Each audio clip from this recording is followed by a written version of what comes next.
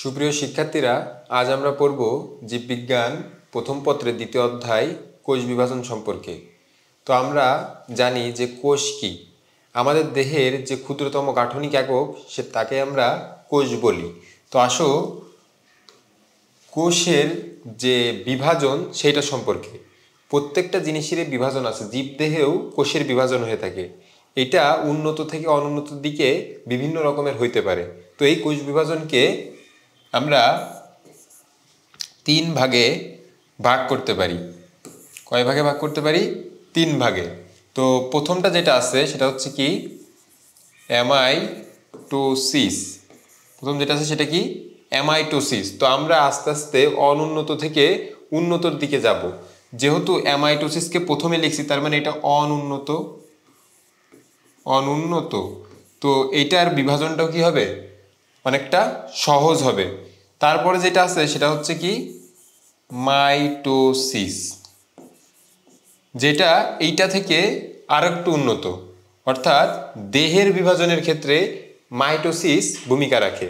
এবং তৃতীয়ত যেটা আছে সেটা হচ্ছে মিওসিস, যেটা আমাদের বংশ পরম্পরাকে সামনে নিয়ে যেতে যে বিভাজনের দরকার হয় সেটা হচ্ছে মিওসিস। তো এই যে বিভাজন, এই বিভাজনের যেই বৈশিষ্ট্যগুলো সেগুলোকে আমাদেরকে দেখতে হবে। যে অ্যামাইটোসিস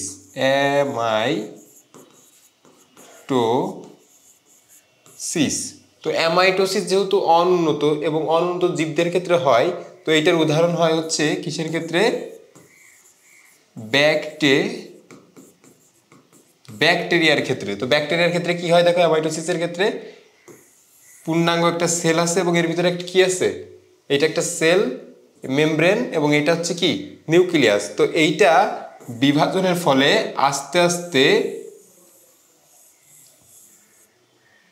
আলাদা হইতে থাকে, ভিতরে নিউক্লিয়াসটাও কি হইতে থাকে, আলাদা হইতে থাকে। এবং একটা সময় এসে দুইটা কোষ, একটা কোষ থেকে কি তৈরি হচ্ছে, দুইটা অপত্য কোষের সৃষ্টি হয়। এই যে বিভাজন হয়ে গেল, দ্বিবিভাজন, দুইটা কোষ সৃষ্টি হয়েছে, তো একে কি বলতেছে? দ্বিবিভাজন। এই জিনিসটা হয়ে থাকে কিসের ভিতরে? ব্যাকটেরিয়ার ভিতরে। এবং এই যে প্রক্রিয়ার মাধ্যমে এটা হয়ে থাকে এটাকেই বলা হয় অ্যামাইটোসিস। এবং এর পরের যে ধাপটা সেটার ক্ষেত্রে একটু আমাদেরকে ব্যাখ্যা করতে হবে, সেটা হচ্ছে কি মাইটোসিস।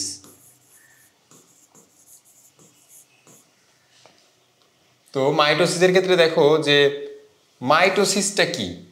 মাইটোসিস কোষ বিভাজনটা হচ্ছে সমীকরণিক। সমীকরণ দ্বারা আমরা কি বোঝাই? সমান সমান। তো এই সমান সমানটা কিসের সমান সমান? আমাদের যেই কোষটা থাকবে সেই কোষের যে নিউক্লিয়াসটা থাকবে, এই নিউক্লিয়াসও যতবার বিভাজিত হবে ক্রোমোজোম ঠিক ততবারই বিভাজিত হবে। অর্থাৎ নিউক্লিয়াসে বিভাজনের পরিমাণ এবং ক্রোমোজোমে বিভাজনের পরিমাণ যদি সমান সমান হয়, সেই ক্ষেত্রে এই কোষ বিভাজনকে বলবে হচ্ছে মাইটোসিস কোষ বিভাজন। আমাদের যে দৈহিক বৃদ্ধি ঘটে সেটা মূলত কোন কারণে হয়? মাইটোসিস কোষ বিভাজনের কারণে। তো আমরা মাইটোসিস কোষ বিভাজন সম্পর্কে জানলাম। এবং এর যদি বলে বৈশিষ্ট্য, মাইটোসিসের বৈশিষ্ট্য, অর্থাৎ মাইটোসিস কোষ বিভাজনের যদি বৈশিষ্ট্য কখনো বলে, সেইটার ভিতরে একটা কথা সবসময় থাকবে, সেটা হচ্ছে কি সমান। অর্থাৎ এটার যে ক্রোমোজোম সংখ্যা পরবর্তীতে ক্রোমোজোম সংখ্যার সমান, এর যে অপত্য কোষের সংখ্যা তা পূর্বের কোষের সমান, নিউক্লিয়াস বিভাজনের পরিমাণ পূর্বে যা ছিল পরবর্তীতেও একই। অর্থাৎ মাইটোসিস বৈশিষ্ট্যের মধ্যে সবগুলো ক্ষেত্রেই কি পাওয়া যাবে? সমান কথা উল্লেখ থাকবে। যদি আমরা দেখি যে সমান কথা উল্লেখ আছে, সেটা অবশ্যই কিসের? মাইটোসিসের বৈশিষ্ট্য। তারপর আসো, এই যে কোষ বিভাজিত হচ্ছে, প্রথমে আমরা পড়লাম অ্যামাইটোসিস, তারপরে পড়লাম মাইটোসিস এবং মিওসিস আমরা পরবর্তীতে শিখব। তার আগে দেখো যে কোষ চক্রটা কি। এই যে বিভাজন সংঘটিত হচ্ছে এর একটা ধাপে ধাপে অর্থাৎ ক্রমান্বয়ে বাড়তে থাকে। অর্থাৎ প্রথম কোষ চক্রের জন্য কি হতে হবে? কোষের সৃষ্টি হতে হবে, একটা কোষ থেকে আর একটা কোষের সৃষ্টি হতে হবে। তারপরে এই কোষকে কি করতে হবে? প্রথমে বৃদ্ধি অর্থাৎ ম্যাচিউর হতে হবে। তারপরে হচ্ছে কি বিভাজন। একদম সর্বশেষটা ধাপ কি পাচ্ছি আমরা? বিভাজন। অর্থাৎ প্রথমে একটা কোষের সৃষ্টি হলো, সেখান থেকে কোষটা কি হলো? বৃদ্ধি হলো এবং সেখান থেকে অনেকগুলা কোষ সৃষ্টি হয়ে গেলে এইগুলোকে কি বলতেছে? কোষ বিভাজন। এই জিনিসটাই যে বিজ্ঞানী দেয় তার নাম হচ্ছে হাওয়ার্ড ও পেল্ক। এই দুইটা নাম মনে রাখতে হবে, যে কোষ চক্রের প্রস্তাবনা করেন কে? হাওয়ার্ড ও পেল্ক। তো এইটা হচ্ছে কোষ চক্রের 3টা ধাপ। কয়টা ধাপ? কোষ চক্রের ধাপ কয়টা? 3টা। দেখা যাচ্ছে এখানে আসতে পারে যে কোষ চক্রের ধাপ 9 কোনটি, এই 3টার ব্যতি রেখে অন্য একটা অপশনে দিতে পারে। 3টা মনে রাখতে হবে, সৃষ্টি, বৃদ্ধি এবং বিভাজন। তারপরে দেখো যে ইন্টারফেজ, এই যে আমরা কোষ চক্রের বিভাজনের কথা বলতেছি, কোষ চক্রের বিভাজনের ভিতরে ইন্টারফেজ হচ্ছে এই যে বিভাজন শুরু হওয়ার আগে প্রস্তুতিমূলক, কোষের যে প্রস্তুতিমূলক কাজ বা যেগুলো করে রাখতে হয় সেগুলোকে বলা হয় ইন্টারফেজ। ইন্টার মানে কি? ইন্টার মানে হচ্ছে মধ্যবর্তী। মধ্যবর্তী কিসের মধ্যবর্তী? কোষ সৃষ্টি হয়েছে, বিভাজিত হবে, তার মধ্যবর্তী যে প্রস্তুতিমূলক কাজ, ফেজ মানে কি? অবস্থা। তো ইন্টারফেজ মানে মধ্যবর্তী অবস্থা, যেই কাজ সেটাকে বলতেছে কি? ইন্টারফেজ। তো ইন্টারফেজেরও ধাপ আছে কয়টা? 3টা। এই 3টা ধাপ কি কি? একটা হচ্ছে G1, আর একটা হচ্ছে S, এবং আর একটা হচ্ছে কি? G2। তো ইন্টারফেসের ধাপ হচ্ছে কয়টা? 3টা। এখন এই ধাপগুলো কত সময় নেয় এবং এইগুলোর কাজ কি কি সেটা আমরা দেখব। G1 যেটা আছে, G1 মানে কি? G1 থেকে গ্রোথিং হবে, S তে সিনথেসিস, G1 2 তে হচ্ছে আবার গ্রোথিং হবে। তো G1 এর ক্ষেত্রে দেখো 30 থেকে 40% সময়, 30 থেকে মোট কোষ চক্রের 30 থেকে 40% সময় কিন্তু কিসে যাচ্ছে? G1 এ যাচ্ছে। এসে কতক্ষণ যাচ্ছে? 30 থেকে 50, এবং G2 তে যাচ্ছে 10 থেকে 20। অর্থাৎ সবচেয়ে বেশি সময় যাচ্ছে কোথায়? S2 তে। তো এই পার্সেন্টেজগুলো আমাদেরকে মনে রাখতে হবে যে কোন চক্রে কত সময় ব্যয় হচ্ছে। তো দেখো যে G1 যেই পর্যায়টা আছে এখানে মূলত কি হয়? এখানে মূলত পরবর্তী ধাপে, অর্থাৎ G1 থেকে যে এসে আসবে এইটাই অংশগ্রহণ করবে কি না এইটা নির্ধারণ করে দেয় হচ্ছে G1। তো G1 এর ভূমিকা অবশ্যই আছে। এবং S থেকে আমরা কি বলতেছি? সিনথেসিস পর্যায়ে। তো কিসের সিনথেসিস করবে? এটা সিনথেসিস করবে ডিএনএ কে, অর্থাৎ ডিএনএ এর রেপ্লিকেশন যেটা আছে সেটা সূচনা করবে কে? এই S, অর্থাৎ সংশ্লেষণ। ডিএনএ সংশ্লেষণ বা অনুলিপন বা হচ্ছে রেপ্লিকেশন, এইটা করবে হচ্ছে কোন ধাপে? S ধাপে এসে। এবং লাস্ট যে ধাপটা আমরা দেখতে পাচ্ছি G2। তো এইগুলো ইন্টারফেজের পরে তো আমাদের মাইটোসিসে প্রবেশ করবে বা মিওসিসে প্রবেশ করবে। মোটামুটি মাইটোসিস পর্যায়ে যাওয়ার আগে ইন্টারফেজ দশাটা সংগঠিত হয়। তো মাইটোসিসে ঢোকার প্রস্তুতি পর্যায় হিসেবে আমরা কোনটাকে দেখব? এই G2 কে। অর্থাৎ মাইটোসিসে এখন প্রবেশ করবে কি করবে না, কোন কোষগুলো করতে সক্ষম, কোন কোষগুলো অক্ষম, এইগুলো নির্ণয় করে দেবে কে? G2। তো এইগুলো গেল হচ্ছে ইন্টারফেজের যে পর্যায় সেগুলো। তো এখন মাইটোসিসে আমরা প্রবেশ করলাম। মাইটোসিস মানে আমরা বলেছি যে নিউক্লিয়াসের সংখ্যা পূর্বে যা ছিল পরবর্তীতেও তা থাকবে, ক্রোমোজোমের সংখ্যা পূর্ববর্তীতে যা ছিল পরবর্তীতেও তাই থাকবে। অর্থাৎ একটা কোষ থেকে সৃষ্ট অপত্য কোষের সমান হবে হচ্ছে সেই সৃষ্ট কোষের সংখ্যা। তো মাইটোসিসের ধাপ আছে হচ্ছে 5টা। মাইটোসিস 5টি ধাপের মাধ্যমে বিভাজন সম্পূর্ণ করে। তো প্রথম ধাপটা হচ্ছে কি? প্রোফেজ। প্রথম ধাপটা কি? প্রোফেজ। তারপর হচ্ছে প্রোমেটাফেজ। Prophase, prometaphase. তারপর হচ্ছে কি?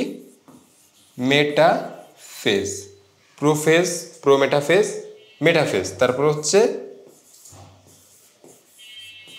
অ্যানাফেজ, এবং সবশেষে টেলোফেজ। অর্থাৎ দেখো যে মাইটোসিস কোষ বিভাজনের যে 5টা পর্যায় সেটা হচ্ছে কি? প্রোফেজ, প্রোমেটাফেজ, মেটাফেজ, অ্যানাফেজ এবং টেলোফেজ। তো প্রত্যেকটা ধাপেরই এক একটা আলাদা আলাদা বৈশিষ্ট্য আছে, এবং এক একটা বৈশিষ্ট্যের মাধ্যমে এগুলোকে আমরা চিনতে পারবো যে কোনটা কোন ধাপে আছে। দেখো যে প্রথম আমরা শুরু করছিলাম কি দিয়ে? প্রোফেজ দিয়ে। তো প্রোফেজ জিনিসটা কি? সবচেয়ে দীর্ঘস্থায়ী দশা। এই যে মাইটোসিস কোষ বিভাজনের 5টা ধাপ আছে তার ভিতরে যদি বলে যে কোনটা সবচেয়ে দীর্ঘস্থায়ী দশা, তাহলে অবশ্যই কোনটা হবে? প্রোফেজ। এবং জল বিয়োজন শুরু হয়। আমরা জানি যে কোষের ভিতরে এরকম একটা নিউক্লিয়াস, তার ভিতরে এরকম ক্রোমাটিন তন্তু থাকে, এর ভিতরে নিউক্লিওলাস থাকে, এর ভিতরে এরকম আবরণ দেয়া থাকে বাইরে। তো এই যে ভিতরে যে জলগুলো ছিল এইগুলো যখন বিয়োজিত হবে তখন এর ভিতরের এই ক্রোমাটিন তন্তু থেকে যাবে। শুধুমাত্র কি থেকে যাবে? ক্রোমাটিন তন্তু এবং নিউক্লিওলাস থেকে যাবে। এই ক্রোমাটিন তন্তুই মূলত ক্রোমোজোমে পরিণত হয় এবং ক্রোমোজোম পরবর্তীতে আমাদের যে ডিএনএ তৈরি করে। তো এইখান থেকেই মূলত আসে। তো এরকম মনে রাখতে হবে শুধু আমাদের কি, জল বিয়োজন সংঘটিত। বিয়োজন মানে হচ্ছে এখান থেকে জল বের হয়ে যাচ্ছে, অর্থাৎ প্রোফেজ দশায় জল বিয়োজন ঘটে। এটা সবচেয়ে দীর্ঘস্থায়ী দশা, প্রোফেজ দশায় জল বিয়োজন ঘটে। তৃতীয়ত যে পয়েন্ট আছে যে বিলুপ্তি ঘটতে থাকে। কি কি বিলুপ্তি ঘটতে থাকে? যেহেতু এইটাকে ভাঙনের মাধ্যমেই আরও কোষ সৃষ্টি হবে এবং সমান সংখ্যক কোষের সৃষ্টি হবে, তো এইটাকে ভাঙার জন্য আমাদের এর যে আবরণ অর্থাৎ নিউক্লিয়ার এনভেলপ এইটা হচ্ছে কি হয়ে যাবে? বিলুপ্ত ঘটবে। নিউক্লিওলাস যেটা আছে এইটারও কি ঘটবে? বিলুপ্তি ঘটবে। তো এইগুলোর বিলুপ্তি ঘটে হচ্ছে একদমই প্রথম পর্যায়ে অর্থাৎ প্রোফেজে। তারপরে যে পর্যায়টা আছে আমাদের সেটা হচ্ছে কি? প্রোমেটাফেজ। প্রোমেটাফেজ দরজাটা হচ্ছে কি? সবচেয়ে স্বল্পস্থায়ী। যদি প্রশ্ন আসে যে সবচেয়ে স্বল্পস্থায়ী দশা কোনটি, সেটা হচ্ছে প্রোমেটাফেজ। যদি বলে যে দীর্ঘস্থায়ী দশা কোনটি, প্রোফেজ। তো স্বল্পস্থায়ী দশা প্রোমেটাফেজ। তারপরে দেখো যে স্পিন্ডল যন্ত্রের সৃষ্টি হচ্ছে। স্পিন্ডল যন্ত্রের সৃষ্টি হচ্ছে। স্পিন্ডল যন্ত্রটা কি?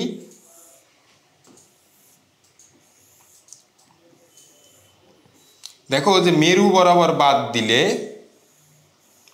বরাবর বাদ দিলে যেই সুতাগুলো দেখা যায় এই যে তন্তুর মতো, এইগুলো মিলে যা গঠন করে তাকে বলা হয় স্পিন্ডল যন্ত্র। এই সিঙ্গেল সুতাকে বলা হচ্ছে স্পিন্ডল তন্তু, আর তন্তুগুলো মিলে তৈরি হয় হচ্ছে স্পিন্ডল যন্ত্র। তো এই যন্ত্রটা সৃষ্টি হচ্ছে কোন দশায়? পুরো দশায় অর্থাৎ পুরো মেটাফেজ দশায় হচ্ছে কি করে? স্পিন্ডল যন্ত্রের সৃষ্টি হয় এবং ক্রোমোজোমীয় নৃত্য দেখা যায়। নৃত্য দিয়ে মনে রাখতে হবে কে? পোরো। নৃত্য কে করে? পোরো। অর্থাৎ পুরো মেটাফেজ হচ্ছে ক্রোমোজোমীয় নৃত্য দেখায়। যেহেতু ওর ভিতরে জল বিয়োজন ঘটে গেছে অর্থাৎ জল ওর ভিতরে নাই, এই জন্য এগুলো ক্রোমোজোমগুলো কি করে? নৃত্য করে। অর্থাৎ ক্রোমোজোমীয় নৃত্য দেখা যায় হচ্ছে পুরো মেটাফেজ দশায়। তারপরে দেখো যে মেটাফেজ, তৃতীয় ধাপটা কি? মেটাফেজ। মেটা থেকে মনে রাখতে হবে মোটা। মোটা অর্থাৎ এই ধাপে ক্রোমোজোমকে সবচেয়ে বেশি মোটা এবং খাটো দেখায়। ক্রোমোজোম বা ক্রোমাটিডকে মোটা বা খাটো দেখায়। কেমন? যে এখন ক্রোমাটিড হয়ে গেছে, যেহেতু প্রথমে এরকম ছিল যে ক্রোমোজোমগুলো কুণ্ডলিত অবস্থায় ছিল, এখন আমাদের এখানে একটা সেন্ট্রোমিয়ার তৈরি হয়েছে এবং 4টা ক্রোমাটিড তৈরি হয়েছে। ক্রোমোজোম থেকে কি তৈরি হয়েছে? ক্রোমাটিড। তো এই ক্রোমাটিডগুলো দেখতে কেমন হয়? মোটা এবং খাটো। কোন দশায়? মেটাফেজ দশায়। এবং দ্বিতীয় যে বৈশিষ্ট্য, আকার আকৃতি সংখ্যা নির্ণয় করা যায়। যেহেতু এটা মোটা এবং খাটো দেখাচ্ছে, আমরা সহজে এটা বুঝতে পারবো যে এর আকার কেমন, আকৃতি কেমন, সংখ্যা কেমন। তো আকার আকৃতি এবং সংখ্যা নির্ণয় করার যদি কথা বলে তাহলে সেটা কোন ধাপে হবে? মেটাফেজ ধাপে। তারপরে দেখো যে পরবর্তী ধাপ হচ্ছে কি? অ্যানাফেজ। অ্যানাফেজকে কি বলা হয়?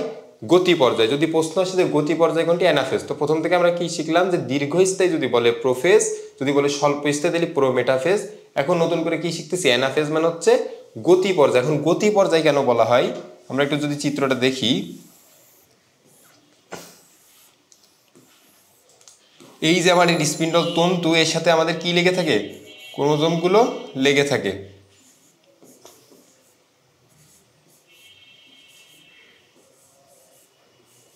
তো এই ক্রোমোজোমগুলো দেখো যে এনাফেজ দশায় এসে মেরুমুখী হয়। তো মেরু কোনটা? দুই পাশে দুইটা মেরু। এই মেরুমুখী হওয়ার সময় গতি পর্যায়ে দেখা যায়, অর্থাৎ মেরুমুখী যেহেতু চলতেছে তার মানে একটা গতির সাথে চলতেছে। তো এই অ্যানাফেজকে কি বলা হচ্ছে? গতি পর্যায়। এবং চলার সময় এই ক্রোমোজোমগুলো 4টা অক্ষরের মতো সৃষ্টি করে, ভি, এল, জে এবং আই। এই অক্ষর অনুযায়ী এই 4টার কিন্তু আবার একটা নাম আছে। যেমন প্রথমটাকে বলা হয় মেটাসেন্ট্রিক। কি বলা হয়? মেটাসেন্ট্রিক। তারপরটা হচ্ছে যেটাকে হচ্ছে এল, সাবমেটাসেন্ট্রিক, সেম, এটা সেম হবে। দেন হচ্ছে অ্যাক্রোসেন্ট্রিক, আর এটা হচ্ছে টেলোসেন্ট্রিক। তো VLJI অর্থাৎ অ্যানাফেজ দশায় গতি পর্যায়ের সময় মেরুমুখী চলনের সময়ে ক্রোমোজোমগুলো যে অক্ষর ইংরেজি অক্ষরের মতো তৈরি করে তার উপর ভিত্তি করে চারটা নাম দেওয়া হয়েছে। একটা হচ্ছে ভি, আর একটা হচ্ছে এল, আর একটা হচ্ছে জে, আর একটা হচ্ছে আই। তো ভিটা কি মেটাসেন্ট্রিক, এলটা কি সাব মেটাসেন্ট্রিক, যেটা হচ্ছে অ্যাক্রোসেন্ট্রিক, আর আইটা হচ্ছে কি টেলোসেন্ট্রিক। তো এই চারটা গেল হচ্ছে অ্যানাফেজ দশার কাজ এবং গতি পর্যায়ের বৈশিষ্ট্য। তারপরে শেষ ধাপ, অর্থাৎ আমাদের মাইটোসিস ধাপ ছিল কয়টা? 5টা। প্রোফেজ, প্রোমেটাফেজ, মেটাফেজ, অ্যানাফেজ এবং টেলোফেজ। তো টেলোফেজ দশা যেহেতু সবার শেষে, তো এইটার বৈশিষ্ট্য দেখো যে জল যোজন ঘটতেছে। আমরা প্রোফেজের ক্ষেত্রে কি দেখছিলাম? জল বিয়োজন ঘটতেছে। তো এইটা যেহেতু টেলোফেজ শেষ হয়ে যাচ্ছে, পরে সবগুলো প্রোফেজের বৈশিষ্ট্যই কিন্তু এখন ব্যাক করবে। তো আমরা কিন্তু পরবর্তী দেখতেছো লিখে রাখছি যে সব কিছু ফিরে আসবে। অর্থাৎ আমরা দেখছিলাম যে নিউক্লিয়ার এনভেলপ, তারপর হচ্ছে নিউক্লিয়ার লাস, এগুলো কিন্তু বিলুপ্তি ঘটছিল। তো এইগুলো এখন কি হবে? আবার ব্যাক করবে। অর্থাৎ যেহেতু দুইটা কোষ তৈরি হয়ে গেছে, এখন এর কিন্তু আবার সে আগের কোষের মতোই সবকিছু দরকার। এই জন্য জল যোজন ঘটবে। অর্থাৎ প্রথমে জল বিয়োজন ঘটছিল, এখন কি ঘটবে? জল যোজন ঘটবে এবং সবকিছু আবার ফিরে আসবে। অর্থাৎ নিউক্লিয়ার এনভেলপ, নিউক্লিয়ার লাস, এগুলোও কিন্তু আবার ব্যাক করবে।